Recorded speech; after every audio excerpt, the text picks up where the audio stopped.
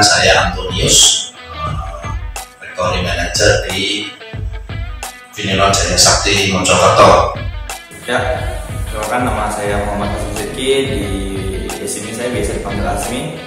Saya di sini di Vinilon di Departemen Psikologi. Oke, ya, nama aku Mercy. Aku dari rekrutmen di Vinilon Group.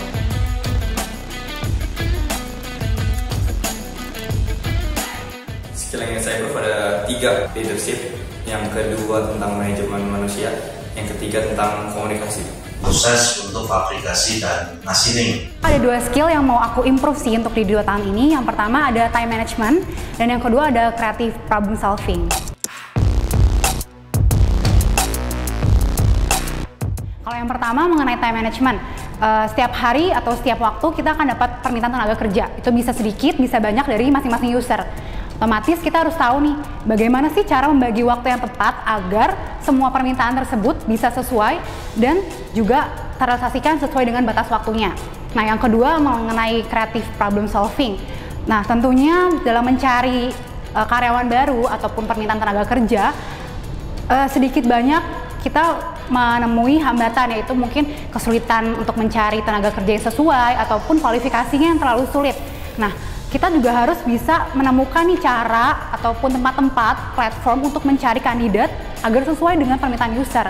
Nah, jadi creative problem solving itu juga penting.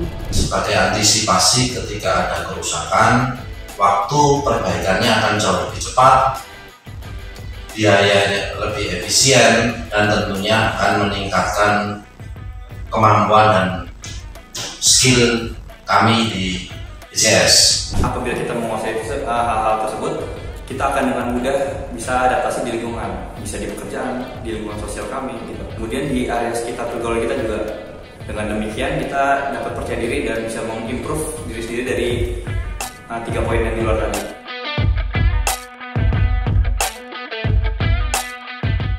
Kami belajar dari literatur, buku, ataupun video yang ada di YouTube.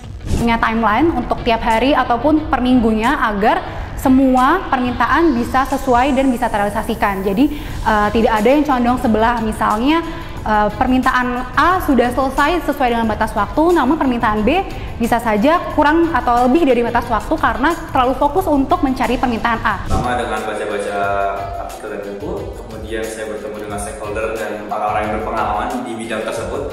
Yang ketiga, mencoba mengaplikasikannya.